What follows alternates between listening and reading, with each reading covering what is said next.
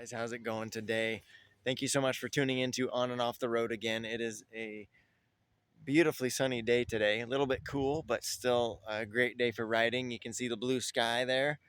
And I had the privilege of bringing out a 2023, I believe it's a 23, R18 Transcontinental. This one's an option 719, so it's got the special paint package. It's a really beautiful bike, a great riding machine. First time on a full dresser R18 out on the road, and I'm pleasantly surprised.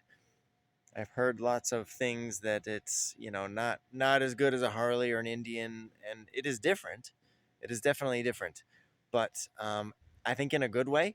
This one has a couple accessories on it that make it a little bit more comfortable for riders, and um, it's a really full-featured, nicely balanced motorcycle. Um, I did notice that it actually handles gusts of wind from passing semis pretty well. Uh, my son and I were actually riding on a two-lane highway and got a huge gust of wind going around a corner, and the bike did not budge. It just kept the line. I felt it on my body, but the bike itself, it stayed rock solid right on the path. Um, so this bike does weigh in at about 940 pounds, or right in there, which is on par with what the Roadmaster or like the Pursuit in the Indian lineup, or the Road Glider, Electric Glide in the Harley lineup. So they're all really close to the same weight. If you have a Yamaha Star Venture, that one is a little bit higher. That one's, I think, pushing 1,000 pounds, but it also rides nice. I rode one of those recently. Unfortunately, I didn't get a chance to do a video on it, but I'm going to try to do that one here in the near future. But all that to say, here, let's get into this BMW R18 Transcontinental, and let me show you around. Here is the 2023 BMW R18 Transcontinental with the option 719 package in this beautiful like pearl white with a metallic charcoal gray gold striping to separate the colors on this package. This one is a beautiful color, and you can see if I get up close in the sun, hopefully the camera picks it up, you can kind of see that pearl in the white and the metallic in that charcoal gray, and it is just really pretty. And unfortunately the camera doesn't do it total justice, but you can see the subtle little option 719 the BMW puts on there to let you know that this one has that package. These are, if you're not familiar with this lineup, this is kind of the top of the line in the R18 full dresser. You got the tour pack. The one thing that's kind of a bummer, the way BMW did this setup, is that top case in the back there, it is not quick release. You can remove it, but it's unbolting it, and it's not a quick task. There's wiring harness, there's bolts, so it's not just a quick release like you can get on an Indian or a Harley. But that's only one of the very few negatives. A couple of cool things this one has.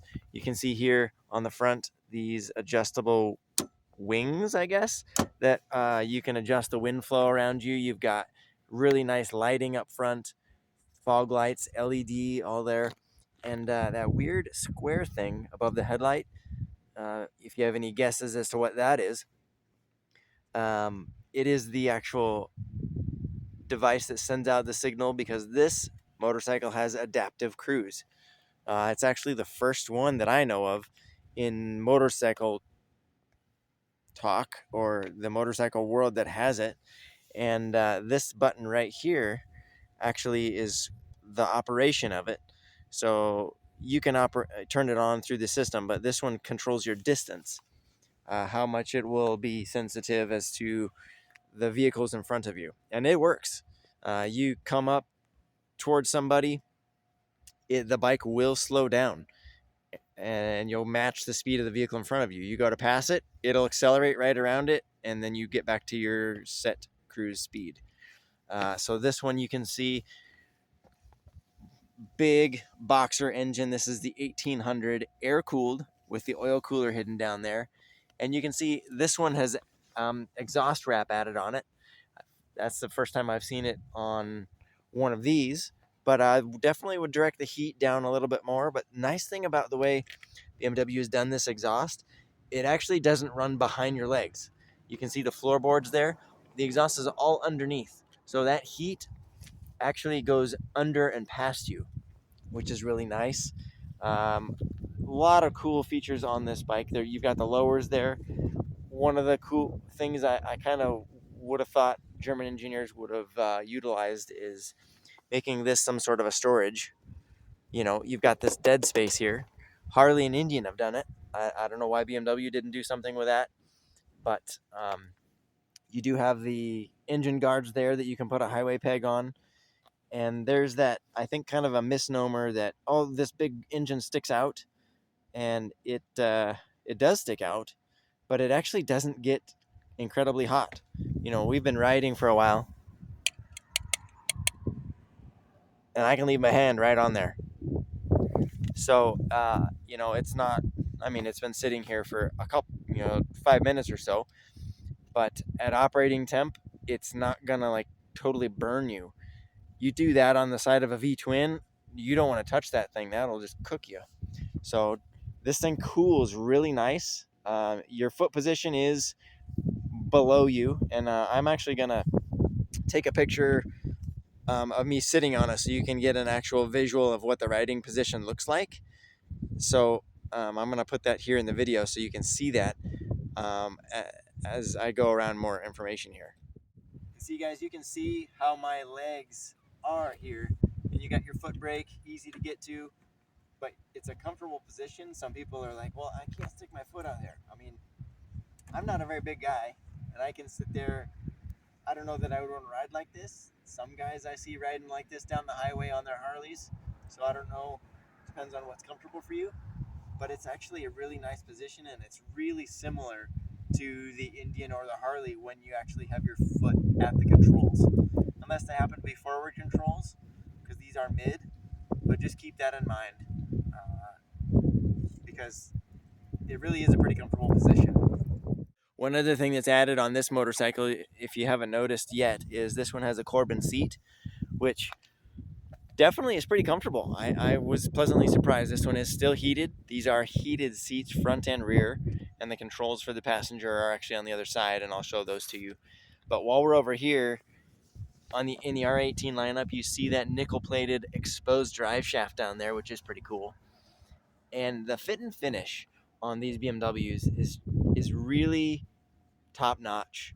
I've ridden Indians, I've ridden Harleys, and they're good riding bikes. And not to belittle them at all, but something that BMW has done in the motorcycle world, their fit and finish is really good. Things don't rattle, things don't move around. Unless they're supposed to. You have a factory installed steering stabilizer. You have really nice looking hardware holding the chassis together. Just the emblem is physically screwed on. You just have those nice things. Looking at the side of the bike, looking at the engine, you don't see wires. There's no wires exposed. Everything is really nice and clean. They've just done a really nice job. Now, a couple things from a practicality standpoint. The way you open these cases is two touch. You push this and then lift to open the cases. And I'll be totally honest, the side cases are a bit on the small side compared to your Indian or your Harley. They are dual layers, so there is a thickness there. So if you mangle the outside, you can still keep the inside shell and just replace the outside for some reason. Whereas like on an Indian, it's the whole thing has to be replaced. The two-touch system is nice though, so they don't accidentally open going down the road. And you have built-in speakers done by Marshall, which sound really, really good as far as motorcycle factory sound goes. So there is that factor that they've put a lot of thought into. They're just really clean lines. It's really simple as far as just the appearance of it. Your top case, again, is two-touch. You push the button, pull out the lever and then lift the top. And you've got, you know, a decent amount of space. A full face helmet will fit in there. And you also have a power port hidden down in there, a 12 volt, the round European style is in there. You do have the toolkit there. So again, the fit and finish is really nice and it works well. And there are your controls for your heated and cooled seats. That's actually the factory location. Button's different just because this is a Corbin seat versus the factory, but that's where it would be. And this bike also has reverse. Right down there is your reverse lever. You take this guy, you push it down, and then it'll tell you on the dash that it's in reverse. You hit the starter button, just like you're going to start the motorcycle, and it engages the starter to go in reverse, which is pretty cool, and it really works. Also notice it has factory heel toe shifters. I know that the Indians don't come with a heel toe. They just come with a toe. You can add the heel. Floorboards, front and rear. Here you can see rider, passenger, and this is also adjustable. You see, you can loosen this and it rotates here as well as here, which is pretty cool. And you can also adjust it on the shaft here if this is not a good location here. Another 12 volt port here, so that way your passenger can plug in heated gear if they happen to want to do that. And then let's get this thing going here. I'm going to turn it on. And while you're sitting on the bike, concealed fuel filler, which is pretty cool. And then this button opens here, which is actually a place for a phone. Now, I kind of would have thought BMW would have maybe paid a little bit more attention for the American market, because that's where this bike is designed. Has a fan, which is cool to literally cool your phone, but the space is pretty small. My phone doesn't fit. I don't have a big, huge one. Even with the case off, it doesn't fit. So, and it doesn't charge wireless. It does charge with a cord, which is nice, which is here. And they have an adapter. There's a USB-C that plugs in, and you can get the Android or the Apple iPhone adapter. So I wish they would have thought that through a little bit more and made it a little bit bigger to accommodate American phones, but they didn't. Fuel filler. Now to activate this motorcycle, you go up here and there is the power button right here. Now this one up here, that's actually your power lock and unlock for your cases. So I'm going to turn it on here and you'll see this display come on. And it is a full like 10-inch TFT display. I've set it up right now, so the third on the right shows you your onboard computer. You can actually have it show trip computer, and then you can have it go to navigation if you have that activated, as well as radio. You can do all of that and have it there and not lose your left side of your screen with your speed and all of that. Now above it, you have your speed and your tach, kind of a power reserve, which is from old school Rolls-Royce.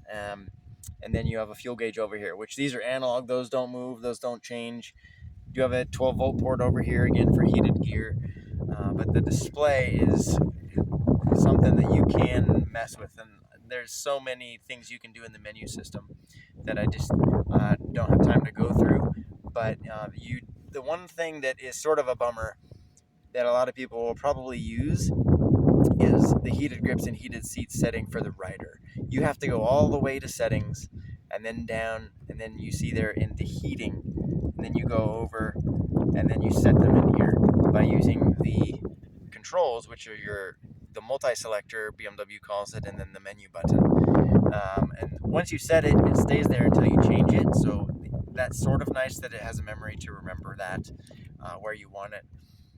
And then it'll indicate down here below what's on and what's not. So this is your passenger seat on 2 right now, and then the grips are on 3. So it does do that. Right now you can see on the top it shows tire pressure monitor that calibrates once you ride. And those up there, that'll change when, if I go all the way out here, you can actually have that top part change by hitting the top part of the menu button right here. And then over here will change to indicate something else. You can, and there's a whole slew of things you can have it show there. And I'm going to fire this up. Now, one thing BMW has done as far as safety goes is you have to pull in the clutch no matter what to start it because of the torque of this engine. So I am going to do that. Sorry if the screen gets a little bit wiggly here while I hold the grips.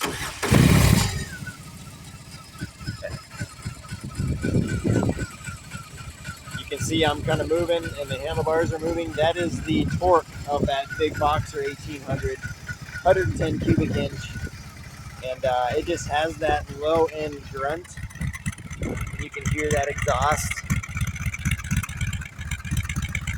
Sounds pretty cool at idle. I'll give it a few revs and you can just listen up. But it's not super loud. This is your factory exhaust system.